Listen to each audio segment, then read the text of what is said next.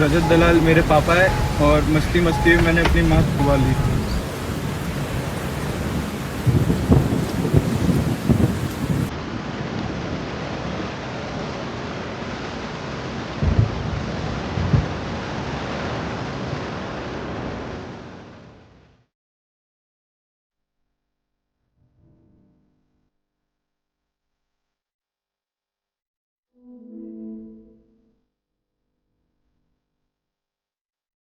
और शर्म की बात यह है कि कुछ बड़े क्रिएटर उसके साथ कोलैब कर रहे हैं कंटेंट के लिए। रफ्तार एंड रजत भाई बोथ आर हियर। आज की वीडियो में भाई मैंने चैलेंज करा है एक इंटरनेट गैंगस्टर को। भाई रजत दलाल हो ना आप? गुंडे हैं भाई ये लोग, इनको बॉयकॉट करना चाहिए, सोशल मीडिया से हटाना चाहिए। हम उनके साथ कोलैबोरेट कर रहे हैं, मुझे बहुत शर्म आई है।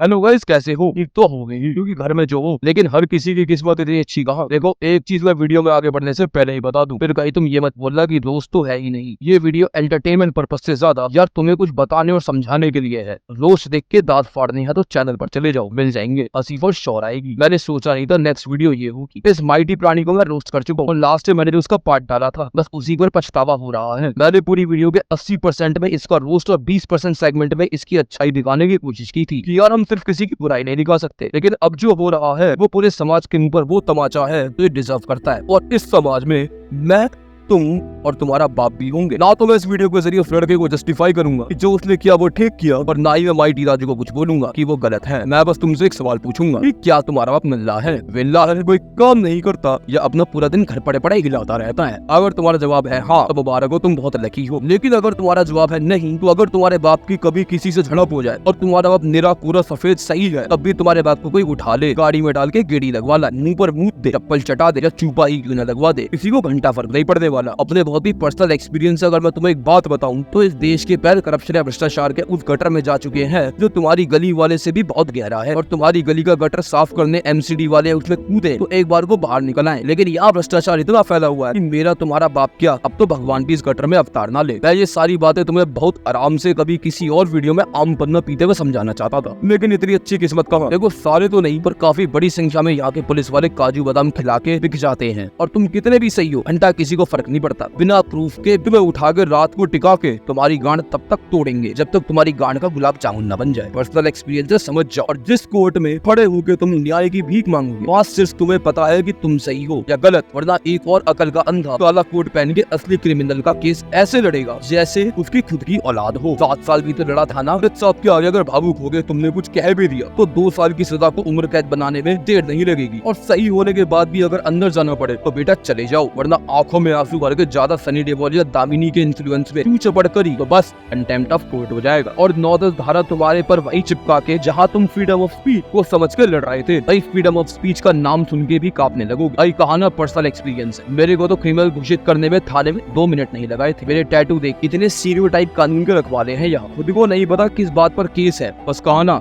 काजू बताओ। अब मुझे तुम बताओ, ऐसे गटर में बच्चों केजीएफ के रॉकी भाई को पसंद करेगा या हमारे आदरणीय एपीजे अब्दुल कलाम जी को? रिस्पेक्ट तो हर किसी को चाहिए ना, और जो रिस्पेक्ट गुंडागर्दी करके है वो पढ़ लिख के थोड़े ही। इसी वजह से केजीएफ का रॉकी माइटी राजू का रोल मॉडल, और माइटी राजू आज के झाटू बच्चों का। मैं ये नहीं बोल रहा कि क्रिमिनल बन जाओ, पर हाँ इतना जरूर कह सकता हूँ कि आधे से ज्यादा क्रिमिनल ये कानून खुद बनाता है, या तो निर्दोष को सजा देके या फिर किसी क्रिमिनल या भ्रष्ट नेता या लोगों को दामाद बना। अब वक्त आ चुका है, जो फ्रीडम ऑफ स्पीच बुक में पढ़ाई गई है वो है या नहीं देख लो, और अच्छे लॉज की मांग करो, वरना 8500 लेके अकाउंट में अपना हिलाते रह जाओगे, वो भी नहीं मिलेंगे तुम्हें। तो ये माइटी राजू एक केस नहीं, इसके जैसे बहुत हैं। यकीन नहीं तो याद कर लो, स्कूल के बदमाश, कॉलेज के दादा, और गली में भी किसी अकल के दुश्मन या जेल से आए हुए भैया या अंकल को नमस्ते राम राम दुआ सलाम करके गांड चाटते हो ना। लेकिन ये इंटरनेट पर माइटी राजू ने कर दिया तो या चिल्ला रहे हो। खुद कानून तोड़ के या तोड़ने वालों की चाट के तो खुद को किंग ऑफ द रिंग समझते हो कि एक फोन मार के अपनी मम्मी के 100 यार खड़े कर दूंगा। लेकिन यहाँ हो गया तो सही गलत। बेटा, हर मुर्गी आगे से कसाई जब एक मुर्गी ले जाता है तो पीछे वाली यही सोचती है कि मैं बच गई, लेकिन भूल जाती है अगला नंबर उसी का है। और बस यार, गुस्सा तो बहुत है, क्योंकि उस माँ की सोचो जिसका बच्चा घर के आगे से उठ गया और थोड़ी ही देर में उसकी वीडियो पूरे सोशल मीडिया पर रिलीज हो जाए। ये गटर बहुत गहरा है, इसमें ऊपर से पानी निकालते रहोगे तो कुछ नहीं होगा। सफाई अंदर घुस के जड़ से करनी पड़ेगी, वरना कब इसका पानी तुम्हारे किचन की सिंक से तक आ जाए पता नहीं चलेगा। बस अब और नहीं बोल सकता, लेकिन अपने रोल मॉडल बदलो, और भ्रष्टाचार ही नहीं भ्रष्टाचारियों को भी अवॉइड करो और इस वीडियो के बाद मैं उठ जाऊं या मेरी गार्ड को गुलाब जामुन बना दिया जाए तो कोई ताज्जुब की बात नहीं, कहाना पर्सनल एक्सपीरियंस है। बस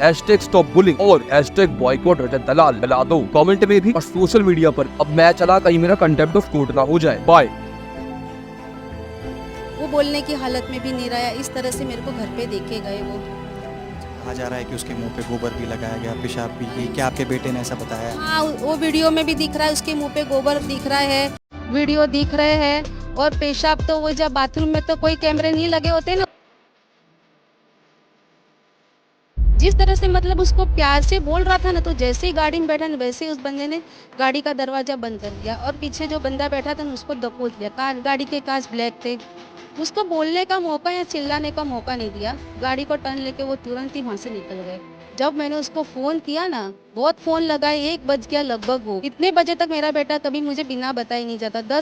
5-10 मिनट में तो ऐसा बोल के गया, उस पर ऐसा कि शायद मुझे वीडियो डिलीट करना है ना, नीचे तो आया है, कहाँ कहीं जा रहा हूँ, ऐसा सोच के वो मुझे बोला कि मम्मी मैं आता हूँ, इतना बोल के वो गया।